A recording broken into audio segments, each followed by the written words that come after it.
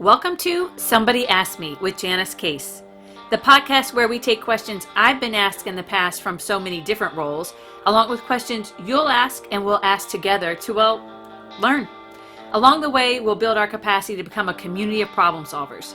I'm your host, Janice Case. Let's get to it, shall we? All right, welcome everybody to episode 16 of Somebody Asked Me with Janice Case. I am joined, of course, this week by the incredible Melissa Ellis, and this week's going to be a little bit different. If you are a listener who has been listening in order this season, and God bless you if you are, you heard us last week at the end of episode 15 foreshadow a different episode 16 than we're about to present to you, because we foreshadowed Jameson's story. Well, Jameson's story has now become episode 17 because Melissa and I were planning. And in our planning conversation, she had this really brilliant idea, and that was that maybe throughout the course of this season, as we are introducing a whole range of new ideas and new topics and new concepts, that there might be some moments where we need to stop and learn. Some moments where we need to kind of stop and say, all right, you know what, we've talked about these things so far, and we just want to make sure with our listening group out there that we're all on the same page about what we mean when we use some of these terms and concepts and ideas. So today is going to be our very first episode that is a stop and learn episode where we're going to revisit some concepts from the first couple of episodes. And it's our hope, of course, for those of you who are listening, that you're subscribing and you're sharing and you're doing all the things, but also as you continue to listen, if there's some things we talk about that you think we need to do a stop and learn about, then you'll reach out and be like, ladies, it's time for another stop and learn, because they will be intermittent throughout the season as needed, if you will. So with that, Melissa, how you doing? I'm doing great. I want to thank you for doing this, actually, and for being open to it, and for coming up with the awesome stop and learn. I think that's a perfect way to capture what we were trying to do.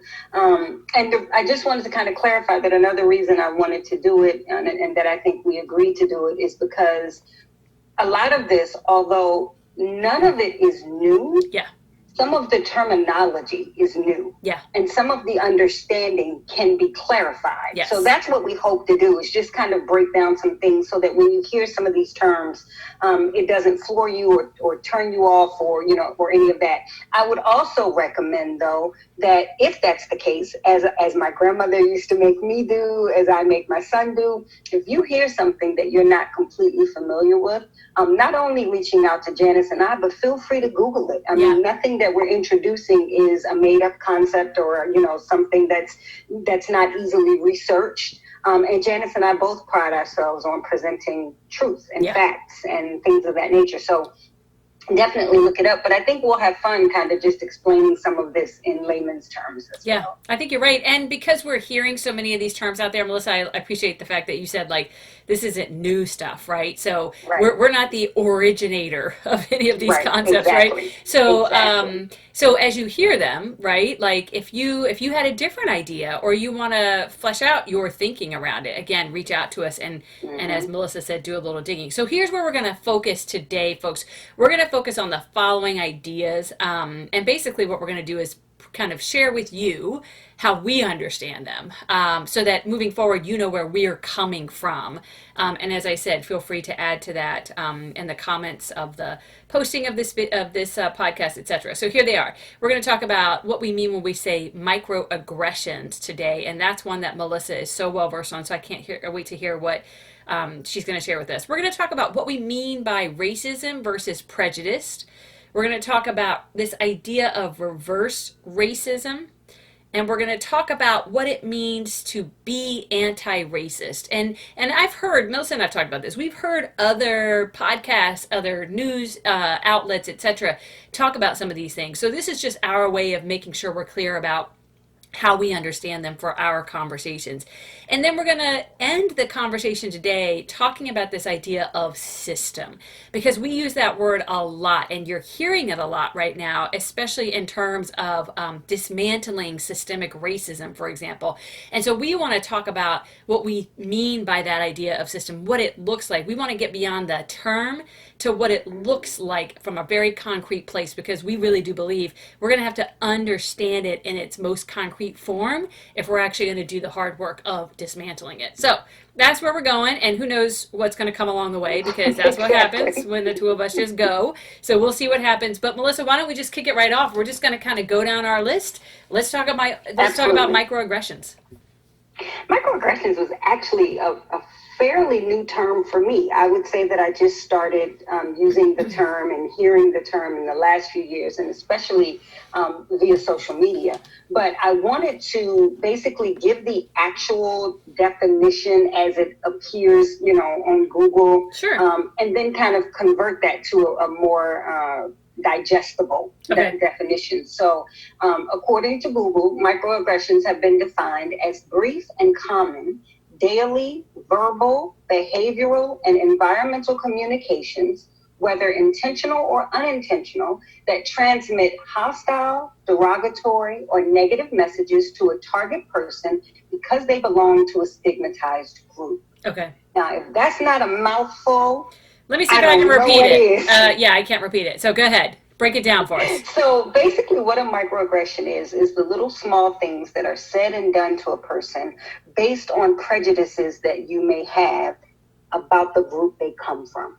Okay. So a very easy way to say that is, for example, me being a Black woman, one of the very negative stereotypes that are given to Black people is that we are uneducated, we don't speak proper English, things like that. Okay. So an example of a microaggression that I get all the time, either in the workplace, when I'm out in a grocery store, I mean, it could be anywhere. If someone speaks to me, they'll say, "Oh, you're so articulate," as if they don't expect me to be able to speak well. Right. And so that's an idea of a microaggression. It is a way to communicate to me that you held a former belief about me based on something other than your interaction with me. Yeah. If I've never spoken to you, what would make you think why are you surprised that I'm articulate? Another one that I encounter often is when dealing with my son or my godsons. I like to take them out to eat. Well, before Corona, we would go out to eat dinner, and I'll say this: white people would literally stop by my table. The children are so well behaved. I've never seen anybody say that to a white family. Interesting. It's this idea that they expected my little Black boys or my little Black girls to be unruly. Right. And they are so in awe of it that they have to say something. Yeah. Like I'm amazed. So it's little things like that. Now, microaggressions are not only race-based. Okay. Another one I'll give you is we've talked about my weight loss journey. Sure, absolutely. I'm a big woman, always have been, still am, despite losing a lot of weight. But I've begun running. Right. Or before I lost weight, I used to go to the gym a lot, despite being 300 pounds. Sure. It would be the people who would say, "Great job." Like they think they're being encouraging, but you're not being encouraging to the skinny person that's on the machine next to me. Yep. So there's this idea you have in your head that fat people don't work out. Right. And so when you're confronted with the opposite, you think you're being complimentary, but all you're really proving to me is that you held this prejudice in the first place, or this misconception or misbelief. So that's kind of a very general idea of a microaggression or what microaggressions are.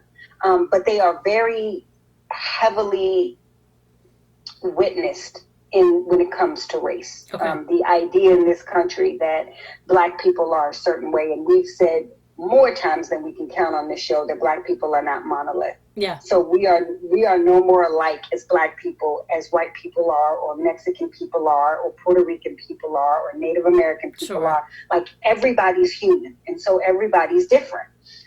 But because of these ideas that have been built into the fabric of this country, and really into the world, because anti-Blackness is a global issue. Right. But we're talking right now anyway about what's going on right now in America. So because of these ideas that are very heavily held in America about how Black people are and how we behave and how we react, it's something that we witness often. And like I said, it often comes in the form of what someone thinks is a compliment even. So people may not realize that it is an aggression. and it's micro because it is considered a very small thing, but it's not. It's indicative of a much bigger issue. Well, and I really appreciate that you landed us there, right? Like, obviously, the focus of our conversations this season are on racial injustice in this country, and so it's important to land it there. Interestingly enough, the examples you gave are all examples of somebody. I think this is a good way to say it, being well intended. In other words, Yes. so in awe that it's a positive. Like, I just have to say, your kids are so well behaved. That said, there are probably as many instances of somebody not being well intentioned, Absolutely. right? Somebody can use a Absolutely. microaggression. Yeah. Okay. I'm very, very glad you said that because I do need to clear that up. That is very true. There are just as many that are not coming from a good place. Sure. And those are, used as slurs or Right. the best one, I think, or a very classic one is the you people. Yes. When talking about a group, especially Black people, we'll hear, well, you people, and that's not a well-intentioned thing, as we can tell. And even with the language. Languages could probably be a show all on its own, but African Americans have their own vernacular, and it's actually been titled AAVE, African American Vernacular English. Like, it's a thing. I did not know that. It has been recognized. It is taught in some universities. Okay. Because this idea that if you're not speaking the King's English, right. which, by the way, I just have to clarify, nobody in America speaks the King's English. There's that. Yes. If you're not speaking the American version of English, right. People tend to want to think that you're uneducated or you're stupid or whatever the case. But the truth is that African Americans have developed over the years their own way of speaking to one another. Right. As well as there are cultures. For example, where I live now in South Carolina is a prime example of one. I live in what's called the Gullah Islands. Okay. Of South Carolina. It's a place where slaves first arrived, most. I know we always think of Virginia and all of that, but no, a lot of slaves were brought over from the Ivory Coast right here to this town of South Carolina that I live in. So it's North Carolina, South Carolina, and Georgia, right along that coast, and they're called the Sea Islands. And I'm sorry, not North Carolina, it's South Carolina and Georgia. Right. But they speak their own language that is called Gullah. Okay. And it is very reminiscent of the Caribbean. So there's a heavy accent, words are chopped up, but they know exactly what they're saying. It's like speaking a foreign language. Sure. But if a child who's raised speaking Gullah or Geechee, whichever you call it, and they go to school, the teacher can very easily consider them ignorant or uneducated or stupid. And no, they're speaking their native tongue. Yeah. No differently than a Native American or someone from France who comes to America or any other country who speaks their native language. These African American people are speaking their Gullah language. Yeah. So it's very interesting to me that microaggressions come out that way. Because what are you talking about? What are you saying? Even when it's very clear what we're saying. Like Gullah and Geechee might be a little harder to understand because it is a very heavy dialect. Yeah. But most African American vernacular is not only understandable, but is a great part of our culture. Yeah. Words like fleek, words like turned up, words like groovy, all of that came from us. Okay, so I'm listening to you say all that, Melissa, and it makes me think about, you kind of likened it to a foreign language, right? And so when I think about English as English language learners in this country, especially in schools, right? And we often, and even in those situations, somebody is learning the language, and so you have to remind yourself that it's not that they're not smart, that they're not speaking clearly, right? It's just that they're learning a new language. And I think it's really hard to really understand that unless you've been in a similar situation. Right. But I do think we tend to give English as a second language learners more grace than we look at that in one way. We look at what you're talking about with respect to a vernacular that's specific to Black people in this country, and we don't give any grace around it. Like, we make different assumptions, right? We make and to take it even a step further, Janice, is of course, being in South Carolina, I'm in the South. Southern whites don't speak perfect English either. Oh gosh, no. But it's where we grew up in Spotsylvania. Right. No. But it's never assumed that they're not educated. Correct. Because of the way they talk. It's just, oh, they're Southern. Right. That's just their accent. Yeah. So if you can accept that for Southern whites, you should be able to accept that for Southern blacks. Yeah. You should be able to accept that for blacks in general, for those who speak Gullah, all of those things. Yeah. So it's those little ways that we say things, even things like, about our hair, to say, well, do you wash it? Right. No, I just walk around with filthy, dirty hair. Of course I wash it. It's stuff like that. Yeah. So not all of it is well-intended. Some of it is, but none of it is harmless. Yeah. And I think people think that because they're being well-intended or they're saying nice things, that they're not being harmful. And they are. Yeah. Because overall, you're just reinforcing those stereotypes. And instead of seeing the person who speaks well or the person who speaks a certain way, even when you're complimenting them, instead of clicking that, oh, okay, so, not all black people are this way. Right. Instead it becomes, oh, she's the exception. Exactly. You're the exception. Yeah. You're not like the others. And I hear that. So that's definitely an example of that. Well, and I think, interestingly enough, that's a really great way then from an action standpoint, right? So we're all, what's the word I'm looking for? We're all at risk, right? Of given the examples you offered, right? As a white woman, right? I think there's a high risk to make that mistake, right? Yes. Especially the well-intended one. But what you just said really can be turned into an action for the people who are listening, right? So then how do I not, right? We've talked already, we've set the tone that racism isn't something that you wake up cured of, right? It's something you have to work on every day forever. So a way I could work on a day-to-day basis with this piece is when a thought comes into my head, and it will, right? When a thought comes into my head, to remind myself it's not the exception, right? Exactly. This thing I'm seeing right now isn't the exception.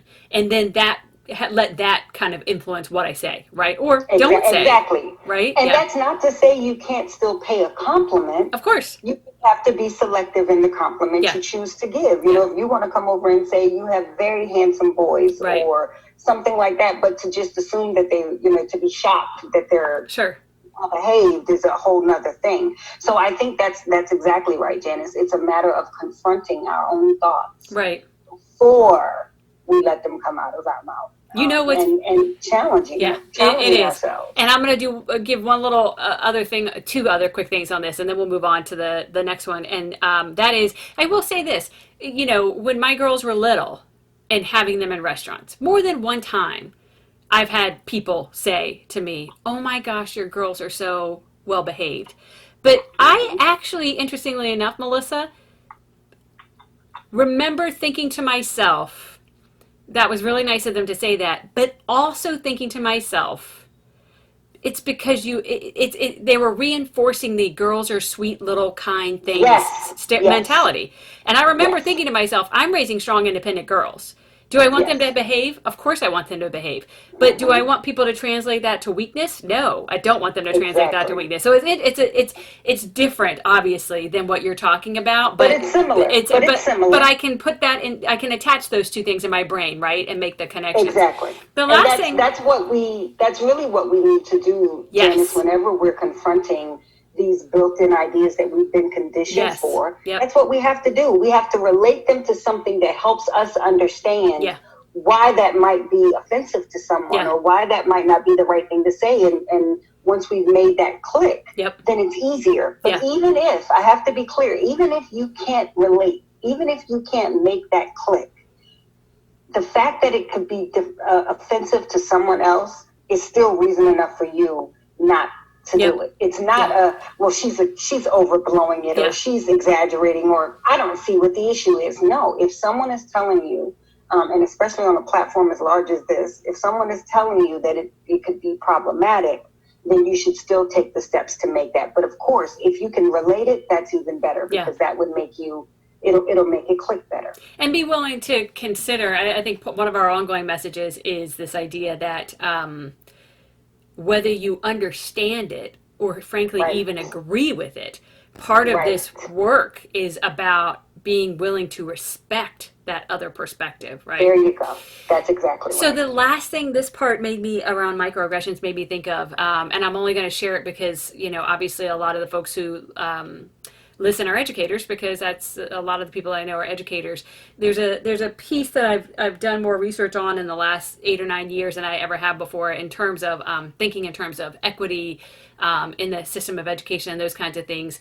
And there's this really great video clip by a gentleman named Rudy Crew from years ago, and he is a powerhouse superintendent who's gone into districts like Miami-Dade and New York, and he's commissioner of education in Portland, Oregon, and big jobs. And they usually hire him to come in to like turn it upside down because they're a mess. And he goes in, and about 2 years into turning it upside down, he gets fired because they realize, oh, we don't want to deal with the political response to this. But his job usually, and his intention usually, is to get is to build systems where every kid has the chance to meet high standards. And that in big part has to do with how we educate kids of color. And he focuses on Black children, but he also focuses on, Latinos and Hispanics and, a whole gamut of kids of color. But one of the things that he says that's very telling and very hard to come to terms with is that he uses the expression, we're loving them to death. And what he talks about is how very well-intentioned we have either a spoken or unspoken lower set of expectations that we hold some groups of kids to. And as a result of that, we're loving them to death, because by holding them to lower expectations and not forcing them, and by forcing I mean providing the scaffolding and the supports, etc., and pushing them to meet higher expectations, we're dooming them to a life of poverty, a life of disenfranchisement, etc. So when you started talking about microaggressions, I thought to myself, oh my gosh, not only are we loving them to death, but you could make an argument that every time I praise this kid for doing something that is below average because I want him to feel good about himself, you could argue that's a little bit of a microaggression. Yep. Right? Yep. So because you're not holding them to, you're not uplifting, you're assuming that they are not capable of, or that they're not used to success, or all of that. And that's why I think it's just a matter of how we do things. And confronting for ourselves, even if it doesn't change your action right away, Janice, changing your thought. And we are going to talk about that in future episodes, but changing the way you think and the way you view things will also aid, because if you're looking at a specific child and just assuming that child needs more encouragement or whatever, and you confront that thought, then maybe you can just step back and watch the child and see how and then determine based on the factual evidence whether or not they need that extra encouragement, instead of just assuming that they do because of the group they belong to. Well, and even more than the extra encouragement, assuming they need you to dumb it down for them. Versus making it more rigorous, right? So on that note, we're going to shift, but not before I say to my educator friends listening, that probably stirs something up in you. Reach out to me if you want to talk about it, because I know that's going to stir some things up in some folks. All right, let's shift to, we wanted to clarify and help people have a better sense of what we mean when we say prejudice versus what we mean when we say racism, and how they are different and how they tie together, if you will. Yes, absolutely. This is a big one. And I think that this is a big one because it's going to lead us right into our third one, which is reverse racism. But the difference, the racism and prejudice are similar, but not the same. Right. Both of them are basing your opinions on someone or holding views about someone based on their race or their gender or whatever it is that racism, we're speaking specifically about race, but prejudice can be either, anything. So prejudice is the idea of, you hold certain views towards a certain race, gender, etc. Racism, however, involves power. It is about a system of disadvantages built on race or based on race.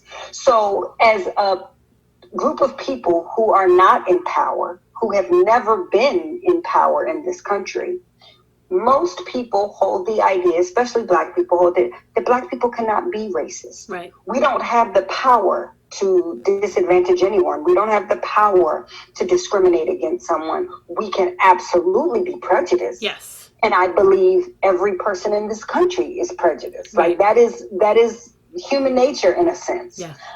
So prejudice is one thing, but racism is something else. And racism involves not only the power, but the systemic reach of that power. Yep. It's not me as a Black employer not hiring white people because they're white. Right. While that is power, it's not systemic. Right. It's not across the board. It's not affecting every person in the country. Sure. And so that is something that that's a distinction that needs to be made between the two words, especially in the way that they're being used in today's conversation. Okay. So you'll hear people say often, well, Black people are racist too. Black people are certainly prejudiced, but the power to be racist is not something that is systemic throughout our community or present throughout our community. We just don't have that kind of power. So I think that's a really important, it's making me look up something else really quick while we're talking. I think that's a really important distinction. And what I heard you say is, and again, we're focused on race. So, Right. So Black people can be prejudiced, right? Like as a privileged white person, I can have somebody who's prejudiced against me because they can be making certain assumptions or holding certain things about me against me. But if I were going to deal with a situation that was that involved the power, especially the systemic power, the analogy for me as a woman, of course, would be the gender imbalance, right? Exactly right. That's exactly right. Okay, so that would be the way that we would look at it. So I can't remember who it was who raised this question. And so I'm going to raise it to you, and I'm going to say right out of the gate, I don't know if you know the answer or have a good answer, because you've been very clear about the fact that you don't know all things Black, right? Absolutely. So nor do I know all things white. But Right. so with the definitions that you just offered around prejudice and racism, can Black people be racist toward other Black people? Again, I don't think it's racism because, again, that racism involves power, and Blacks just don't have the power to hold down even their own people. You know what I mean? We don't have that ability. Prejudice, absolutely. And it's unfortunately very common. Okay. Just as you mentioned in our, I think it was in our last broadcast when we talked about the conversation your friend had with a Black gentleman who, spewed some very stereotypical, microaggressive beliefs in a way that, almost had your friend like, well, maybe I'm not, maybe he's right. And maybe it's that there are plenty of Black people who have been conditioned just the same as white men. We all have. Like, that is the truth. Whether, the difference that is the truth, I think in this country we are all conditioned to be prejudiced. We are all conditioned to hold these ideas about different groups of people. The only difference between everyone else and some of us is that some of us have decided to challenge those ideas. Some of us have chosen to challenge them. Some of us have said, I'm not going to let those thoughts determine my actions. Okay. And so I think that's the difference there. Okay. All right. That's helpful. And that makes a lot of sense to me, especially like you said, from the perspective of power. So it's more accurate to say that a Black person can be prejudiced against another Black person, or a Black person can be obviously prejudiced against a white person or whatever. Absolutely. But without the systemic power, if you will. And that's the key word. Like, it's not, it's the systemic power. It's that ability to affect people all over. Right. Like, if there's the power, and that's why when we say racists, the reason, and we said this in a previous broadcast, it's not saying you, Janice, have the power to systemically oppress a whole group of Black people. No, you are a part of the group that has that power. Yeah. So white people as a group have that power. Right. Okay. All right. That's helpful. Thank you. So you tied it already into the next concept, which is reverse racism. And I feel like it's going to kind of come very naturally. So then how would you kind of fill that in a little bit, that idea of reverse racism? Reverse racism is something that I first started hearing when affirmative action was a big deal, when it was a more heavily discussed and I guess you could say controversial thing. It's still controversial, but there was a time, especially back when it was first brought in, that it was just this big thing. And so people were like, that's reverse racism. That is keeping white people down so that black people can do better. And it comes right back to what we were just talking about. Yeah. When you put programs in place, wrongs, that's not racism. Yeah.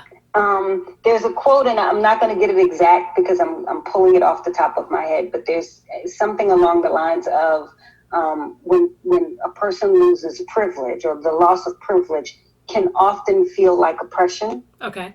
So, for example, if I've been like spoiled, I'm just going to make a generic example. If I'm a child who's been spoiled and who's been given everything, and then my parents set rules to kind of fix some of the mistakes they've made, that's not fair. Oh, sure. You're being mean to me, or all of that. Right. It's no different. And Janice, this goes back so far, I'll never forget it. My grandmother's been gone for many years, but when she was living, it stuck with me because she expressed to me how proud she was. But I read a editorial when people don't do this much anymore because we don't have newspapers. Yeah. But people could write letters to the editor. Yeah.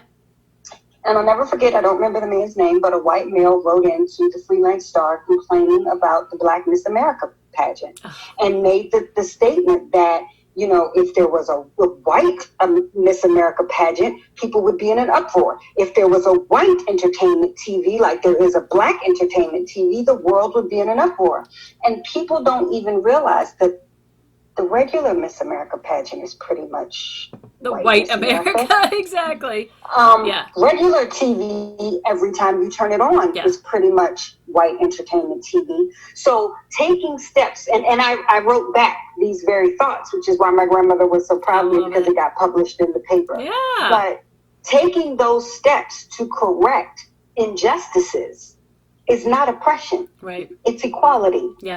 That's the difference. And so it's the same thing with reverse racism. Black people can't be racist, so there's no way for Black people to reverse racism onto white people. Right. They can certainly express their prejudices. Sure, of course. They can certainly use those prejudices to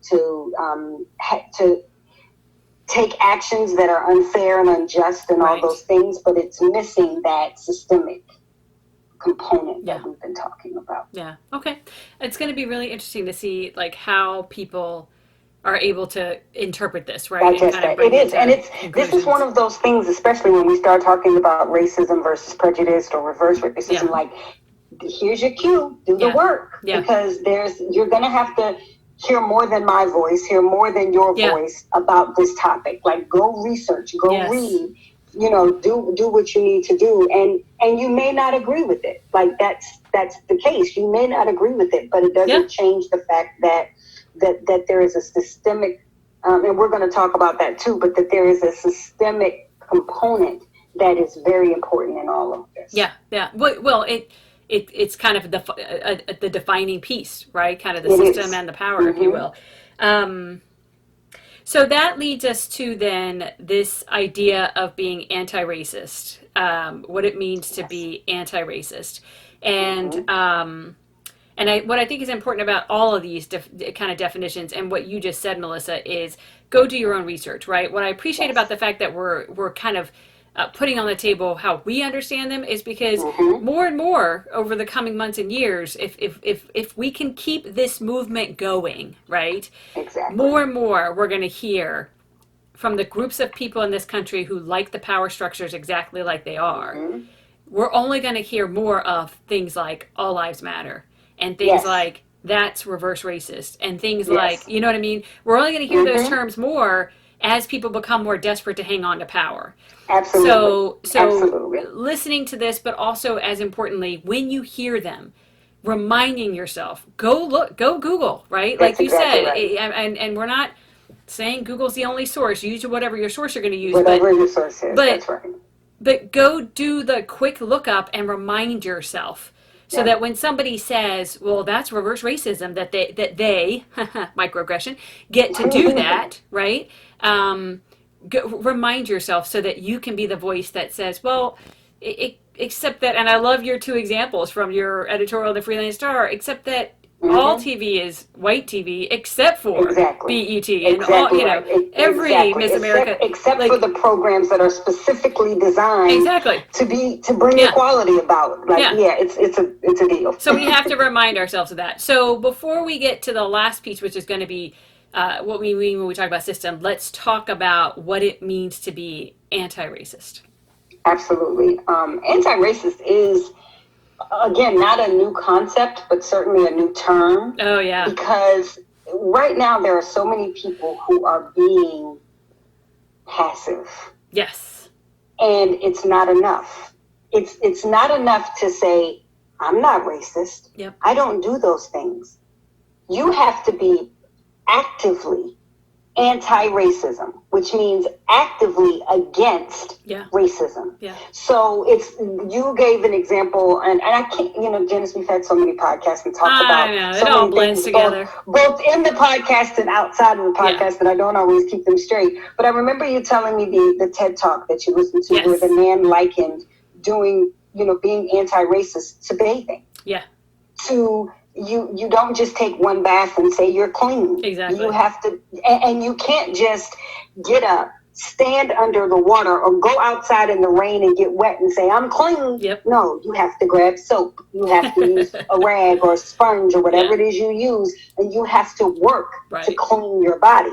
So that's the same thing with racism. You have to actively fight against racism. And to just be casual about it or passive about it or only concern yourself with you and your experience, that's not being anti-racist. So I think it is what we keep harping on. It's actually doing the work to not be racist and to not promote racism and to not tolerate racism.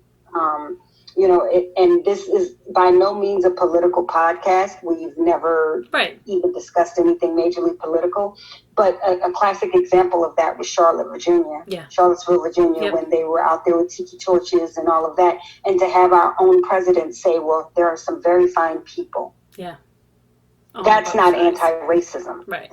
That is being tolerant of racist behavior so that you can toe the neutral line. Instead of coming right out and saying that's not acceptable, that's not my belief, that's not how I want this country to be. And so I think that is a perfect example of what not being anti-racist is. Yeah. And it's the opposite of what we would want to see from somebody who is loudly, proactively, outright stating and showing the world that I am not a racist. I am not okay. This is how I'm speaking out against it. I'm contradicting those who have those ideals, and I'm doing the work. So that's what anti-racism is. It's basically not. It's just not enough to say I'm not racist. It's not. You have to be proactively against racism. And so what I'm going to reinforce based on what you just said is it's not being not racist yourself. It's not that you're not promoting racism. Being anti-racist is that you're not tolerating others. Absolutely. And the way you're not doing that is by calling it out when you see it. And so I'm going to direct people back to the first episode of this season, episode 14, if you haven't heard it, and say if you want action items that will support you in your intent to be anti-racist, go back to listen to How to Use Your Voice, because we give a lot of different examples of using your voice that involve, again, we're not necessarily saying you have to be the person with the megaphone at the protest, although God bless you if you are, but even in your day-to-day life when you encounter it, and you encounter it every day. In person, at work, online, whatever it is, being the person who says, gosh, what you just said is racist, and here's why I think it is, and that's not okay with me, right? And being the person who calls it out, especially in the workplace. And we talked about that in episode 1, so we won't go through it again, but about the risks that you take with relationships, etc. But that's being anti-racist. Right? Yes. Yeah. And I would go so far as to say, Janice, that it's even anti-racist to do what we talked about earlier about microaggressions, challenging yourself. Yes. challenging yourself when you have a thought like, she's so well spoken, or oh my goodness, you look so nice today. Yeah. Like, it's, and I'm not saying you can't tell people they look nice. That's not what I mean. No, but if it's based on that idea that, you people don't look nice normally, just challenging it in your head, really doing the work just as important as the actions you take outward, the way you communicate it. So it's a little bit of doing both, but it's basically taking your racism shower every day. Yeah, that's it. And being deliberate about it. Yeah, absolutely. All right, we're going to shift into the last piece today, folks. And the last piece is, okay, we're going to be talking a lot about systems, right? Systems of racism. And so what do we mean by that? So I'm going to take a cue from Melissa's earlier and say, when you simply just look up the definition of a system, it's a set of things working together as parts of a mechanism or an interconnecting network, right? So when we talk about the system, we're talking about the American system, right? The larger, broader, when we talk about systemic racism, we're talking about it at that large level across our country. And a lot of the ways that we've talked about, it has been ingrained, right, in so many different parts of the fabric of life here. Specifically, as we move forward, we're going to be talking about the subsystems of that larger American system. And we're going to cover several of them. We know we're going to cover education. We're going to talk about the subsystem of education and the systemic racism that exists there, the systemic racism that exists in our healthcare system, the significant or the systemic racism that across a lot of these subsystems has become chicken before the egg around this idea of poverty, right? That has resulted in so many of our Black Americans living in poverty, and as a result of living in poverty, the implications there when you think in terms of housing and homelessness. The system of employment in this country and the systemic racism that exists there, and possibly getting into the system of finance and banking in this country, certainly the criminal justice system, but we're going to take a little bit of a different take. There's a lot out there on that right now, so we're not going to take the same approach as a lot of different resources. But those are the subsystems of that larger system. So breaking apart and really looking at how racism exists in each of those systems that then contribute to that broader system of racism, so that everybody understands when we say we have to dismantle, this is what it looks like, right? When systemic racism exists in schools, this is what it looks like when it exists in our healthcare system, etc. What would you add to that, Melissa? I don't think there's a lot to add, Janice. I think that's a great way to explain it and to help people understand it. I guess the only thing I would say is, a lot of people don't like to believe or hear that this country is based on racist beliefs and ideas. Yeah. But it is. That's just the facts. Yeah. If you do your research, you'll learn that when the Constitution was signed, written and signed, Black people were defined as 3/5 of a human being. Yep. So I wasn't even considered a whole person. Yep. I was considered 3/5 of a person. And so therefore, we're not all created equal. Though the words say that, the meaning is not there. When you think about a lot of what this country is built on and based on, the ideas, the way the police force came to be, which was through slave patrols. Yep. Those ideas have not left us, unfortunately, because that is all this country knows. That is the way this country was set up. So anything that you build on a certain ideal, that ideal is going to spread throughout every facet of what you've built. Yeah. And so when you build a country on racism, on the idea of one group of people being lesser than the other, then it's going to filter into all those systems that you mentioned: education, criminal justice, housing, banking, everything you can think of, employment. So I think this topic is hard for a lot of people. And I'll say mostly white Americans, but I don't want to exclude all Black Americans either, because we have seen plenty of Black people who, but I think it's this idea that if you admit this, you're not a patriot. Right. You're not American. You're anti-American if you criticize this country. And it's ridiculous. Yeah. Like there's nothing wrong with stating the facts. There's nothing wrong about wanting to change things, because wanting to change it means, we've said it before, you're either growing or you're dying. Yeah. So wanting to change something wants the country to continue. Letting it remain stagnant when the problems are so evident they're undeniable at this point, unless you're just in that place where you're not willing to do the work or hear the truth or face the facts. Yeah. But I think it's that idea that it somehow makes you, unpatriotic, or it means that you hate America, or that you don't like the flag, or all these other nonsensical ideas that are attached to the fact that this country is based on racist ideals that we need to dismantle. I would love to kind of wrap this up by saying, when you think about the people, right, that founded this country, and I'm going to use the expression founding fathers because by doing so, That's people go to a group of people. So we have that same. When you think about that group of people, I think this is a powerful moment for us to remember that they were just people. Yep. And so I can't think of anything more patriotic than wanting to go back to those founding documents and actually do the things that we can do now to actually realize the things that were written in them, right? And so, Janice, we are so quick to accept change everywhere else. Yeah. Like, we don't expect our children to do things the same way we did.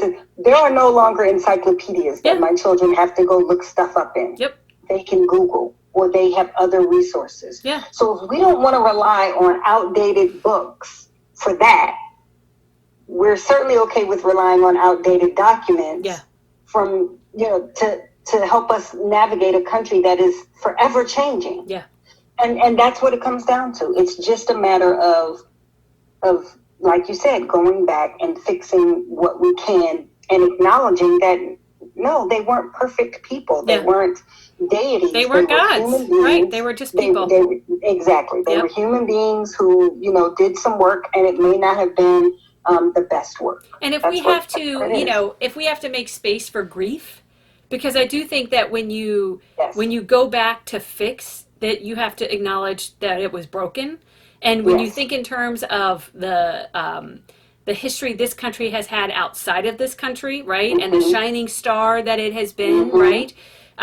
We might have to grieve that a little bit. But the fact is we got to catch up, because the countries that held us in such high esteem in the past see us for who we are. And they know that we have the potential to be who we should be. Exactly. But if we don't, we will lose that, because we're not the only ones who see. Very, very well said. So let's kind of put that, tie that bow around this idea of this very first ever Stop and Learn episode. We'll foreshadow again then next week. We're going to go right into the first system we talked about. We're going to look at the system of education in this country, and we're going to start with a story. And that story, as I foreshadowed last week, is the story of a person that I love dearly in my life, Jameson, and you're going to get introduced to her and her mom, Joan, and her dad, Henri, and they're going to talk about her experience with racism as a student navigating a public school system. And then we're going to follow that on then with an episode thinking more about the actual system of education, more generally speaking. But we're going to start by just kind of showing the people listening, right, what it looks like from a child's lens when racism is alive and well in a K-12 public school system. So that's going to come up next week, everybody. So tune in next week and we'll get to it.